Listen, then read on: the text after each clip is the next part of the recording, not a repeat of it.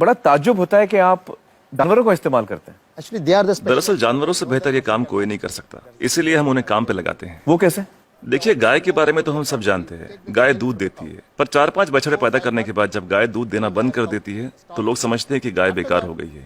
इसी तरह लोग कचरे को भी बेकार समझते हैं, पर माइनस और माइनस के मिलने पर ही प्लस बनता है। To minus always plus. बस इन दोनों चीजों को साथ में जोड़ने की जरूरत है। And every 4 hours we collect in the bulk इसलिए हम सब्जी मार्केट से हर 4 घंटे में बचा हुआ माल उठाते हैं। fruit mandis. So there's कुदरत ने हर चीज के लिए वक्त दिया है, अगर उस वक्त के अंदर आप सही इस्तेमाल कर ले तो वो चीज बेकार नहीं रहती, उसमें से कुछ काम की चीज निकलती है। resource.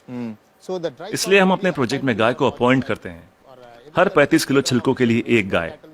उनका काम है इन सब्जियों के ताजे छिलकों को खाना, गोबर देना और फिर शेड में आराम करना, रिटायर्ड जिंदगी जीना।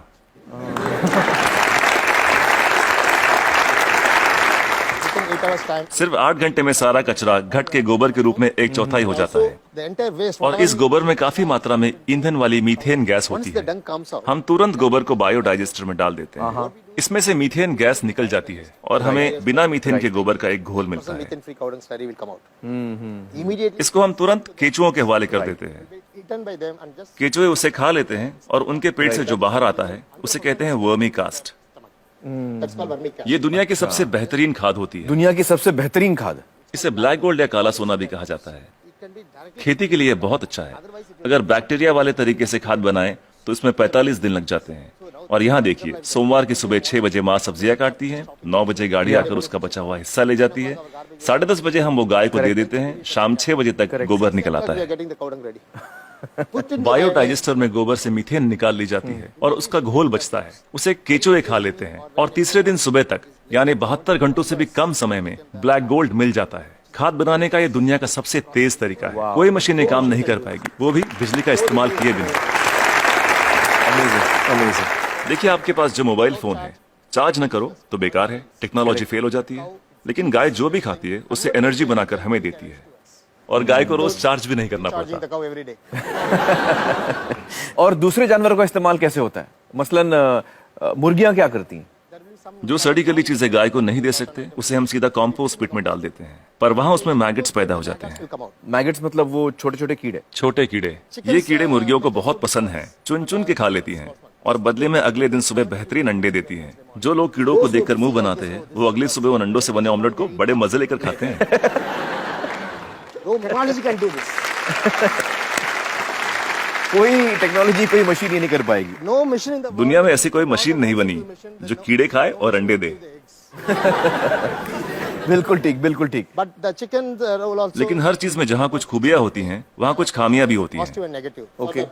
मुर्गियों के साथ एक परेशानी है, आप चाहे पूरा दिन उनसे काम ना लें, आराम करने दें, In the daytime, फिर भी वो रात को काम नहीं करेंगी। time it never work. तो रात को कौन काम करता है? For that रात we को हमें मेंढक को काम पर लगाना पड़ता है और वो सिर्फ नाइट ड्यूटी ही करते हैं।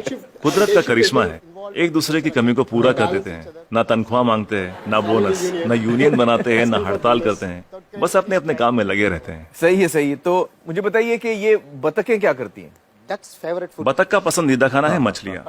अब मछली बाजार का कचरा म्यूनिसिपैलिटी के लिए सरदर्द होता है, पर वही मछलियाँ बतख के लिए दावत हैं।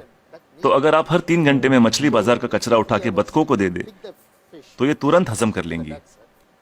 15-20 मिनट में सब कुछ सफाचट, और कचरा अगले दिन बतखों के खूबसूरत अंडों में तब्दील हो जाएगा। The whole thing will be conducted with beautiful way. Normally the ducks will lay आमतौर पर बतखें हर महीने 8 से 10 अंडे देती हैं, लेकिन जब हम उन्हें मछलियों और दूसरे नॉनवेज की खुराक देते हैं तो 24-24 अंडे देना शुरू कर देती हैं। ओह, and if I have 20 ducks, then multiplied by yeah, we have हम हर 11 मादा पे एक नर बतख रखते हैं। duck on one male duck. why 11 female and 1 male? हमें तो अंडों से मतलब है, एक ही नर बतख काफी है। तो ये जानवर आपके लिए बहुत अहमियत रखते हैं। They are the people doing जी बिल्कुल, इनकी वजह से ही तो इतने बढ़िया नतीजे मिल रहे हैं। तो इस वक्त आप किसी प्रोजेक्ट पे काम कर रहे हैं? yeah, right now I'm working with Coimbatore. फिलहाल कोयम्बतूर में काम चल रहा है, डिस्ट्रिक्ट रूरल डेवलपमेंट एजेंसी के साथ। हम 10 ग्राम पंचायतों का काम संभाल रहे हैं जो एक म्यूनिसिपैलिटी के बराबर है। It's equal to one municipality. एक गांव में तो मैं समझ सकता हूं कि ये हो सकता है, क्योंकि वहां पर छोटे पैमाने पे करना है, लेकिन अगर बड़े पैमाने पे करना है, जैसे किसी शहर में करना है, आपका जो तरीका है, ये मुमकिन है? बड़ी म्यूनिसिपैलिटियों की दिक्कत यह है कि शहरों में जगह कम होती है, पर हमें कचरे को 100 किलोमीटर दूर ले जाने की जरूरत नहीं। ये काम हर वार्ड में होना चाहिए। इसलिए डिसेंट्रलाइज मेथड अपनाना बहुत जरूरी है। छोटे छोटे स्तर पर करना चाहिए। Decentralise method. लोग हजारों टन कचरे से एक साथ निपटना चाहते हैं, पर ये सोच ही गलत है। अगर मैं आपको एक बड़ा कटहल दूं, तो आप उसे एक साथ एक बार में खा सकते हैं, लेकिन अगर उसके छोटे छोटे टुकड़े कर दें, तब खाना आसान हो जाएगा। इसलिए हर 2 किलोमीटर के रेडियस पे SLRM सेंटर होने चाहिए। SLRM सेंटर क्या होता है? Solid and liquid resource management centre. तो हर 2 किलोमीटर पे ये सेंटर होना चाहिए। जी, डिसेंट्रलाइजेशन एक कामयाब तरीका है। साथ ही कचरे को अलग अलग इकट्ठा करना भी बेहद जरूरी है। मिसाल के तौर पर सलून में से सिर्फ 6 तरीके का कचरा निकलता है।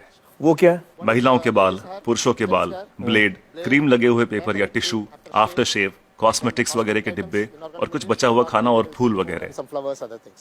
So we don't. हम नहीं चाहते कि ये चीजें बाकी का कचरा ले जा रहे ट्रक में मिलाई जाए। So one way इसके लिए अलग गाड़ी होनी चाहिए। जैसे मुंबई में करीब 2000 सलून्स होंगे, 2000 saloons. एक गाड़ी सब जगह घूम के ले लेगी। हर इलाके के लिए एक छोटी गाड़ी। हाँ, अलग अलग एरिया के लिए अलग अलग गाड़ियां होंगी। हाँ। जी, सिर्फ सलून के लिए। दिन खत्म होने से पहले सब बिक जाएगा। आज की तारीख में दुनिया का सबसे कीमती कचरा है महिलाओं के बाल। 2500 रुपए प्रति किलो। वाह वाह।